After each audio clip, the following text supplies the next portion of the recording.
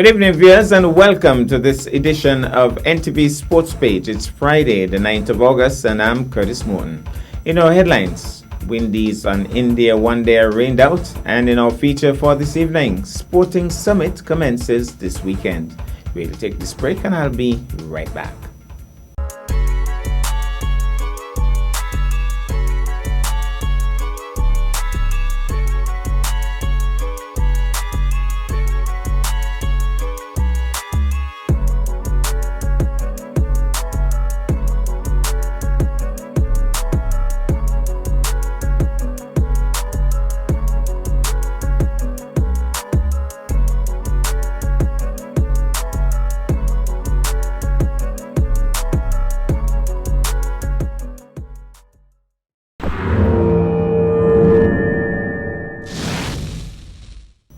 Well, I'm back, and we start with cricket. After a 5.5-hour period where only 13 hours were bowled, the first one-day match between West Indies and India in Providence in Guyana was called off by the umpires due to a wet outfield. In that period, Chris Gayle played his slowest ever one-day innings, a minimum of 25 balls, scoring only 4 singles and 31 deliveries. At the opposite end, Evan Lewis ensured there was something for the home fans to cheer, blitzing an unbeaten 36-ball 40 that included 3 sixes over deep mid-wicket.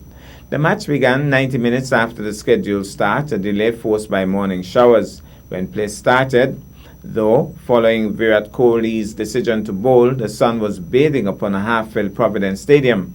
But with rain scheduled towards the afternoon, it was not long before the first interruption happened.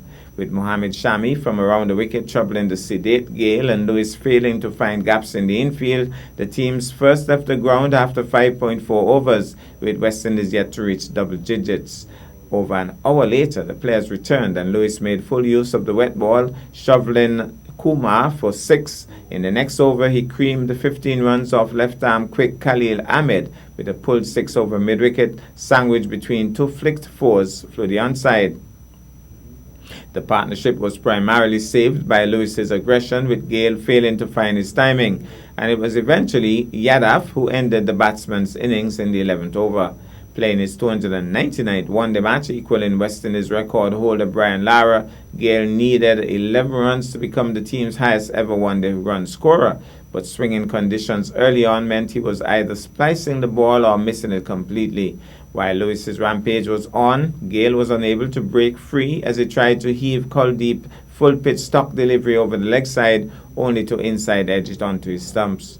Rain returned 2 overs later, and it was intermittent enough for the umpires to call the game off at 3:12 p.m. local time. Wet patches on the field early in the day had delayed the game's restart, and in anticipation of the ground not being ready by 4 p.m., the cutoff time for a 20-over side shootout, umpires Nigel Duguid and Adrian Holstock called off the match. Ironically, a few minutes after that decision, the sun returned, but by then it was too late. The teams now move to Port of Spain for the second one-day match on August 11th. Summary scores: match abandoned, West Indies 54 for 1, Lewis 14 not out, Kuldeep 1 for 3, and that was the situation there.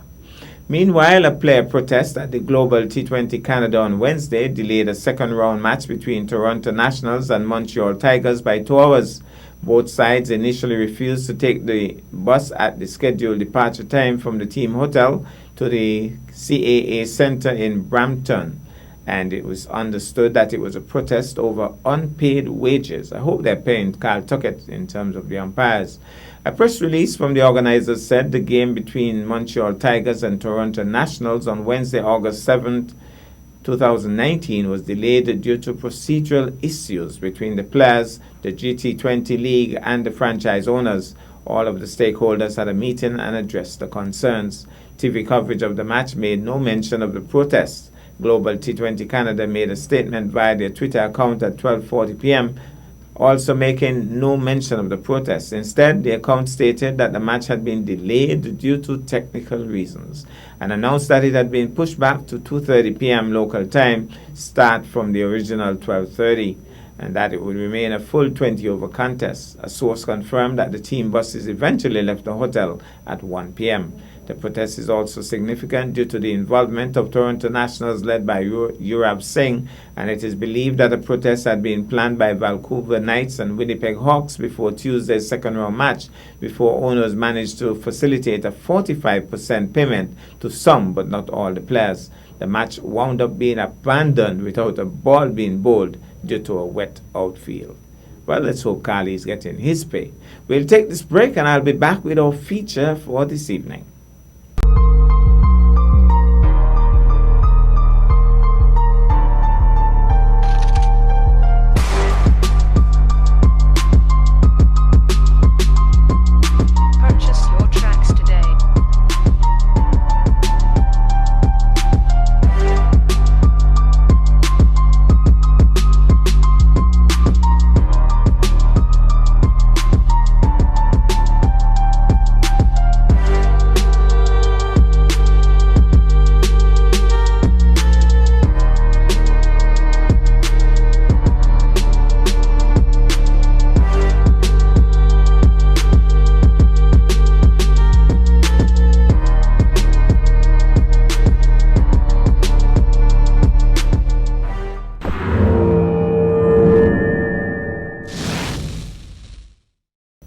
Well, I'm back, and tonight this item in general sports takes the spotlight.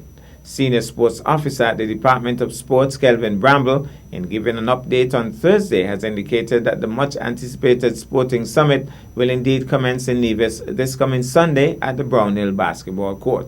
Let's take in this interview conducted by Remy Gums. Yeah, as we mentioned before about the SKN Sports Summit is a training clinic where we are bringing we're bringing professionals into Nevis to actually be a part of this program and run this program, so persons will understand more about the sports industry and get more involved, understand that there's a lot more involved than just the sport itself. Okay, hold a second. When you say sports within itself is a very broad topic. Could you give some more imperceptible details as to what you mean when you say sports? Which particular sports or sporting event you are referring to? All sports. All sports? Yes. Okay, wonderful. We have a physiotherapist on board. We have photographers coming down, athletic testers, and coaches, where participants would be able to get a hands-on experience around all of these professionals, understanding what their career is like, what the passion is about the specific career, and whether you're a footballer, basketballer, cricketer. These are really important things when it comes to sports. So it's not just about the practical aspect of it. You're also getting the theoretical teaching as it relates to media coverage and fine-tuning, training, etc. Yes. One of the things that we're really focusing on is the educational aspect of it. Wonderful. Stats will show you that there are hundreds of thousands of college players, college athletes, thousands of colleges offering scholarships and stuff like that. In terms of international athletes going to school in America, in Australia, in Canada. But the thing a lot of people don't know is that 2% of that number make it to professional. Really? Only 2%. Wow. And the thing what we're trying to push is that the other 98% either fall off and not really do anything, or they find other areas in the sport to excel at. You want to be a sports manager, you want to be an administrator, coach, physiotherapist, videographer. All of these are career paths in the sport where you could excel and still be around the sport that you love. Very interesting details, very interesting details. So, as it relates to the SKN Summit, could you please give us a time range from what date to what date this summit will be on for, etc.? Where and when? Yeah, the SKN Sports Summit is going to be from the 11th on this Sunday to the 16th on Friday. We have the professionals coming in on Saturday, and then on Sunday we're going to be having the opening ceremony. We're going to be having the college prep. And where will that opening ceremony be? Brownhill. Brownhill Community Center, the court? Yeah, the Brownhill High Court, yeah. Okay. What time? We're going to be starting at 5 o'clock. 5 o'clock. So Sunday, Brown Hill Community Center, or the Brown Hill High Court at 5 p.m. Yes. Okay, wonderful. What this is more of college prep. So parents, participants, even persons outside would be able to attend, especially with the college prep, where we'll be talking about the process of becoming a college athlete, not just, hey, you're good and you could play. A lot of the thing, my issue is that I thought that when I went to college first, I thought all I had to do was be good. But then when you actually go through the process, you realize it's not just the skills that you have to be able to manage your time, you have to be able to understand your education, the education part of it, manage the social life. And these are things that we want to show the participants and to help them understand about the process. So it's not just about the technical ability, it's much more than that. It's a lot more than that, and sometimes if you're not prepared, it will hit you really hard. Yes, and I think that is key because most people tend to base their going forward on mere talent alone. Yeah. But as you say, it goes so much more than that. The social skills and everything else that comprises with that has to be one of the key aspects that makes you successful in these particular sports. Yeah. And just to retrack a bit, when you speak about that's really staggering statistics. 2% getting 98% fall off or get involved with something else. Yeah. Am I right? Might actually be a little bit less than 2%, but approximately 2%. I personally, I'm for that because I believe, and maybe you can help me with this because you're an educated fellow as well as talented. Doesn't IQ and talent coincide with one another? Like according to your IQ, wouldn't you be a little more cervical sharp on the basketball court or because sometimes you have to make quick decisions. Yeah. And I personally feel like IQ sometimes has a role to play in that. Is that the case? Ask any football player, basketball player, they would tell you that whatever sport you play, you play basketball is 95% head, 5% game. Same with football. Any sport that you play, they will tell you 95% head, 5% game, which means IQ is highly important when it comes to sports. Yes, I believe that is of paramount importance. So, going forward, there's a summit, SKN Sports Summit, St. Kitts Nevis.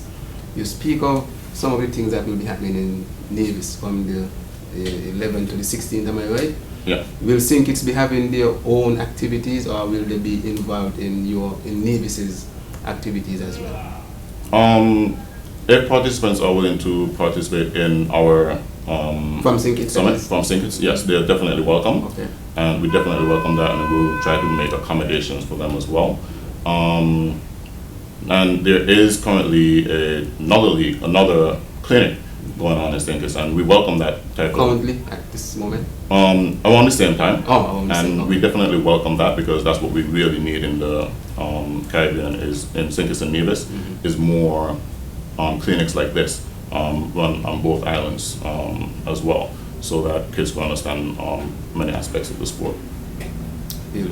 And I presume that just as St. Kitts people are allowed to come over, the olive branch is extended to divisions to come to St. Kitts as well and be a part of. Yeah. I presume that, right? Okay, wonderful. What is the criteria to be a part of these events? Does it require a certain age from one age to the next, or a certain type of ability, or just bring your passion and come? What is the criteria? For our program, for the SKN Sports Summit, the criteria we have, the underclassmen would be from 6 to 9. Age 6 to 9? Yes, okay. 6 to 9. And then the upperclassmen will be from 10 to 19. Okay. This is just for the program itself, and then outside of that, we have the athletic testing, where we'll be testing in football, track and field, and basketball. And persons who want to take part in that as well are welcome to take part in that for $50. And what this is offering is that all of your information is going to be uploaded to Check My Athletics website, where a lot of different coaches look at. Sometimes most coaches look at this just for the base talent of an athlete, and later on we'll be able to add a bio to that as well, but to check their base performance Yes. and to check their information about the athlete first before sometimes even contacting the athlete. Based on what you do out there, can we expect any professionals from Canada to be a part of this event that is upcoming? Yes, as we mentioned, we have Canada-based organizations coming down. Nike Jordan has also taken part with sending different donations and stuff like that as well. And a lot of the extensions that we're going to be having next year, we have a few organizations who are willing to take part in this next year. So we're definitely trying to make this an annual event. We have one football organization that might want to take part to basically add the football aspect of the program, and as well as talking to someone in Stinkers who's been in Canada as well for the track and field. We want to partner with this event, with this summit. Okay. Now, I'm a sports guy as well, not as talented or even half as talented as you. That is for certain. There's been a bit of news that has been making shockwaves in the sports arena. I'm not certain if you are aware of it, but the NCAA has brought out a rule that impacts agents and their ability to get clients, etc. I think that it is more thematically known as the Rich Paul rule. Do you think that will have any impact on these parts of the region? Definitely would have an impact on the region, because a lot of the top agents, like you said, Rich Paul rule, a lot of the top agents they don't have a degree. Yes. Even agents who were over Michael Jordan, he didn't have a degree in his time as well. So this will definitely impact the NBA, because now agents would have to go through college to actually be able to be a part of the system. And this is definitely important, because as our program offers as well, is to be prepared for that type of, things like that to happen. You go to school and you have to spend the 4 years. Sometimes people spend 2 years just to get their degree, and to come out with a bachelor's degree. That's what you're going to need, and that's what we're trying to let everybody understand, that the educational background is very important as well when it comes to sports. But there's the pros and the cons for everything, as you know. Just to extend the confabulation a little bit, some people, support it, I could see the argument within it, but then the vast majority is against it, because they are proclaiming agents such as Rich Paul, who doesn't have the degree, has more than the capability and the ability to do what any other person who has a degree can do. Yeah, definitely. So you don't think that will kind of, put those kind of agents in a vulnerable position, not being able to explore or maximize their potential because they were not able to get this degree? Yes, definitely. As I said, Rich Paul, after recent actions of being able to help one of his clients to basically maximize his potential, but didn't really play for the NCAA and went on to different countries to play, which is, to me, a really good move. But at the same time, you have to work within a structure, within the NCAA structure, and once they set their structure, then you have to basically conform to that. And that's basically the thing about being prepared as well. You have to be prepared for things like this to happen. Soon from now, you might even have to be you have to have a college degree to play in the NBA again. Wow. Well, knowledge is key, and with awareness comes a way how to respond. So we appreciate all your incisive insights into these topics. Now, as we wrap up, is there anyone out there you would like to give some thanks to, who might have been able to put this initiative together? Yeah, definitely would like to thank the team coming from Canada, True Champs, All In Training, and as well as Check My Athletics, SKN Sporting, who's basically running this whole thing, and the Ministry of Sports, to make this, to be able to have an event like this, caliber in Nevis, as well as a lot of the sponsors who came on board with sponsoring a lot of the participants to go, because we already know with the economy, a lot of people don't have the money or can't afford for you to go to this. So we really want to thank those businesses who are jumping on board and sponsoring kids to go as well. Okay, so there you have it, Senior Sports Officer Mr. Kelvin Bramble, and I just want to say as usual that I wish you all the best in your quest for success in any particular endeavor. Thank you very much. Well, we certainly look forward to an exciting summit. That's our package for this evening. I am Curtis Morton, reminding you that you can watch sports if you're not fit. But to play sports requires fitness, diligence, and sacrifice. Have a good night and a great weekend.